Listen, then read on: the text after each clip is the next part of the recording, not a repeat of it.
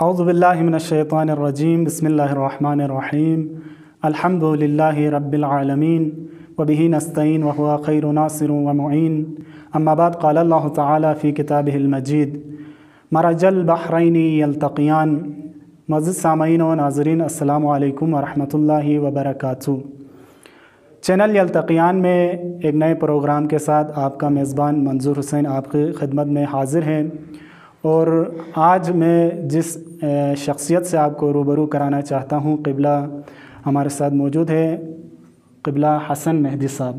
قبلہ کو آج کے پروگرام میں خوش آمدید کہتے ہیں۔ معزز سامعین و ناظرین، ماہ مبارک رمضان کے ایام ہے، جہاں یہ مہینہ بخششوں اور مغفرتوں کا مہینہ ہے، وہاں پہ ہر قسم کی برائیوں سے اور ہر قسم کی بری صفات سے بچنے کا بھی مہینہ ہے۔ اسی طرح ایک صفت جو عموماً ہمارے معاشرے میں پائی جاتی ہے، ہم انسانوں کے اندر پائی جاتی ہے، وہ ہے غیبت۔ اور آج ہم اس غیبت کے حوالے سے قبلہ سے استفادہ کریں گے کہ غیبت کا مفہوم کیا ہے۔ یہ ہمارا پہلا سوال ہے قبلہ حسن مہدی صاحب سے۔ اعوذ باللہ من الشیطان الرجیم، بسم اللہ الرحمن الرحیم، الحمدللہ والصلاۃ والسلام علی علیہ۔ قبلہ جیسا کہ غیبت کا جہاں تک مفہوم کا سوال ہے، تو غیبت بقول حضرت محمد مصطفیٰ صلی اللہ علیہ وآلہ وسلم فرماتے ہیں کہ غیبت یعنی ایک انسان کا دوسرے مسلمان کی غیر موجودگی میں کوئی ایسی چیز بیان کرنا، کوئی ایسی بات بیان کرنا کہ جو اس کے لیے ناگوار گزرے، یعنی اگر وہ موجود ہوتا تو اس چیز کو سن کر جو ہے وہ یعنی اس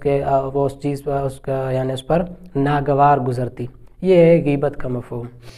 جی، بہت خوبصورت غیبت کے مفہوم کے بارے میں قبلہ نے بیان کیا۔ اسی طرح ہم قبلہ سے پوچھنا چاہیں گے کہ روایات اور احادیث میں غیبت کی مذمت کی گئی ہے، تو غیبت کرنے والے کی کیا سزا بیان کی گئی ہے، یہ بھی آپ ہمارے ناظرین کو بتا دیجیے۔ غیبت گناہان میں سے ایک گناہ کبیرہ ہے، اور ایک حدیث ہے ایاک والغیبت فإن الغیبت اشد من الزنا، یعنی فرماتے ہیں معصوم علیہ السلام کہ جتنا ہو سکے غیبت سے پرہیز کریں، کیونکہ غیبت یعنی زنا سے بھی بڑھ کر جو ہے وہ اس کا گناہ ہے۔ ایک دوسری حدیث میں معصوم فرماتے ہیں کہ آگ جو ہے وہ خشک لکڑیوں کو اتنی جلدی سے نہیں کھا جاتی جتنی جلدی سے یہ غیبت جو ہے وہ انسان کے اعمال کو کھا جاتی ہے، اور انسان کے اعمال جو ہیں وہ بالکل ختم کر دیے جاتے ہیں۔ ایک اور حدیث ہے کہ جس میں امام علی علیہ السلام فرماتے ہیں کہ غیبت ہر انسان نہیں کرتا، بلکہ جو انسان عاجز ہوتا ہے، اس عاجز انسان کی کمزور ایمان کی جو آخری کوشش ہوتی ہے وہ یہ ہوتی ہے کہ وہ انسانوں کی غیبت کرتا ہے۔ جی، جتنی زیادہ مذمت کی گئی ہے احادیث میں غیبت کے حوالے سے، وہ ہمیں بیان فرما رہے تھے قبلہ۔ اور اسی طرح جیسا کہ ہر گناہ کا خود انسان کی ذات پہ بھی اثر ہوتا ہے، اسی طرح معاشرے پہ بھی اثر ہوتا ہے۔ تو میں قبلہ سے پوچھنا چاہوں گا کہ غیبت کے معاشرے پہ کیا اثرات مرتب ہوتے ہیں؟ بالکل، ہر گناہ کے ایک فردی اثرات ہوتے ہیں، ایک اجتماعی اثرات ہوتے ہیں۔ فردی اثرات یہ ہیں کہ مثلا اس انسان کے غیبت کرنے والے انسان کے اعمال، جس کی غیبت کر رہا ہے اس کے نام اعمال میں چلے جاتے ہیں۔ اجتماعی نقصان کا جہاں تک تعلق ہے، تو اجتماعی طور پر جب انسان کسی کی غیبت کرتا ہے تو یہ غیبت کرنا انسانوں کے دلوں میں نفرت کا بیج بوتی ہے، اتحاد ختم ہو جاتا ہے، دشمنی آپس میں بڑھ جاتی ہے، اور اسی طریقے سے یعنی دشمنیاں بڑھ جاتی ہیں اور انسانوں کے لیے آپس میں محبت جو ہے وہ بالکل ختم ہو جاتی ہے۔ جی، بہت ہی عمدہ، بہت ہی خوبصورت جواب ہمیں بیان فرما رہے تھے۔ اور اسی طرح میں آخری سوال قبلہ سے پوچھنا چاہوں گا کہ غیبت جہاں تک آپ نے بیان کیا کہ غیبت ایک بری صفات اور بری عادات میں سے ہیں، تو ہر چیز کا ایک راہ حل ہوتا ہے۔ آیا کوئی راہ حل یا کوئی ایسی چیز ہے جس کے ذریعے غیبت سے بچا جا سکے؟ بالکل، اس کے دو حل ہیں، ایک ہے علمی حل، ایک ہے عملی حل۔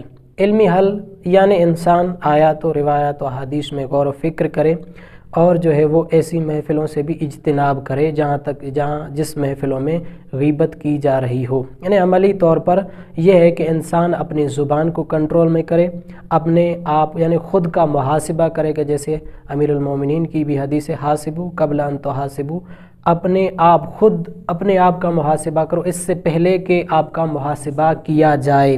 तो इसी तरीके से यानी इंसान को पहले तो खुद ज़बान पर कंट्रोल करना चाहिए और हर रात यानी अपने आप का खुद का मुहासिबा करना चाहिए कि मैं जो अमल अंजाम देता हूँ आया वो अल्लाह ताला की फर्मा बरदारी में शुमार होते हैं या नाफरमानी में शुमार होते हैं। जी क़िबला, बहुत ही खूबसूरत आपने बयान किया ग़ीबत के बारे में। आपकी इजाज़त से मेरे ज़हन में एक जुमला भी आया, बल्कि रिवायत के अल्फाज हैं कि ग़ीबत करने वाला ऐसे गोया जो अपने भाई का गोश्त खा रहा हो। इस तरह रवायत में भी बयान बहुत ज़्यादा मज़म्मत की गई है ग़ीबत के बारे में।